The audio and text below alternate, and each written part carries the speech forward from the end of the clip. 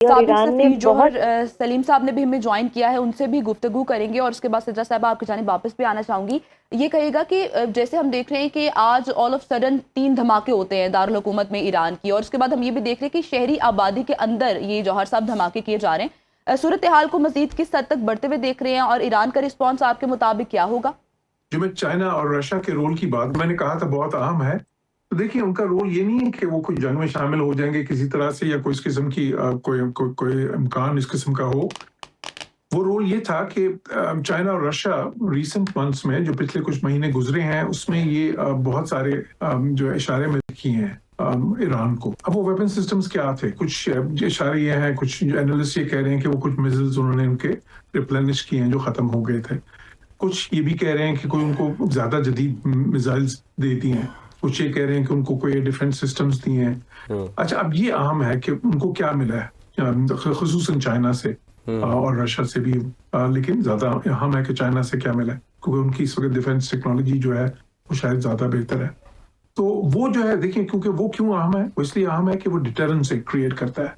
वो अगर, क्योंकि ये चीज उनको भी पता है, तो वो जाहिर है मॉनिटर कर रहे होते हैं। देखिए आजकल की दुनिया में सैटेलाइट्स इतने ज्यादा हैं इनके आसमानों पे कि इनको सब चीजें पता चल रही होती हैं कि कहाँ पे क्या हो रहा है। तो बिल्कुल उनको भी आइडिया तो है।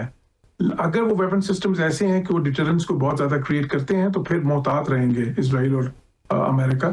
लेकिन अगर उनको वो समझते हैं कि वो जो वेपन सिस्टम्स हैं वो ऐसे ही हैं कि वो उनको हैंडल कर सकते हैं, तो फिर जाहिर है उनका रवैया मुख्तलिफ होगा।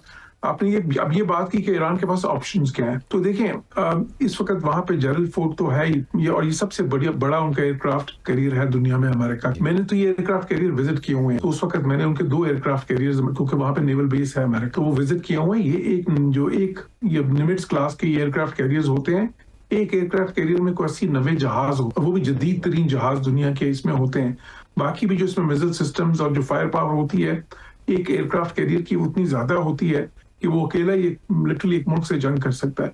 तो यहाँ पे तो उन्होंने 2 इस वक्त जो है, और एक एयरक्राफ्ट कैरियर अकेला नहीं आता, उसके साथ फिर 10-15-20 जो है ना डिस्ट्रॉयर्स होते हैं, फ्रिगेट्स होते हैं, पूरा एक बेड़ा होता है जो उसके साथ जो है उसकी हिफाजत के लिए भी होते हैं, साथ सबमरीन्स भी होती हैं।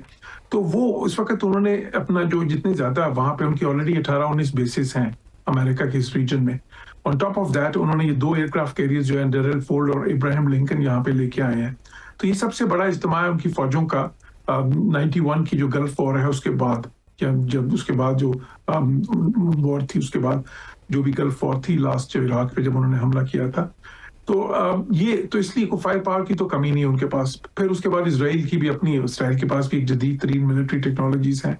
तो ये ईरान उसका मुकाबला किसी तरह भी नहीं कर सकता। हाँ, उनकी जो डिटरेंस है सारी वो यही है कि वो क्या नुकसान पहुंचा सकते हैं।